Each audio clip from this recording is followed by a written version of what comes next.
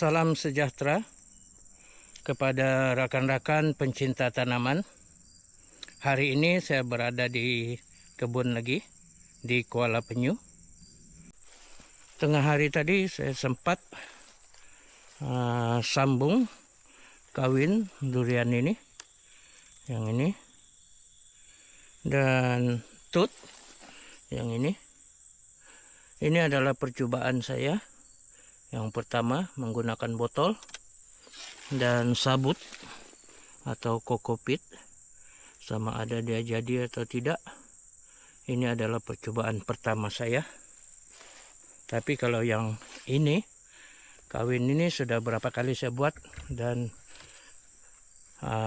berjaya. Cuma saja keadaan saya takut saja nanti kalau musim panas. Saya jarang di kebun ini, takut nanti tanahnya ini kering. Itu sajalah. Harap-harap sekarang ini musim hujan berterusan, jadi tanahnya akan sentiasa lembab dan cantuman sanding ini akan bercantum dengan baik.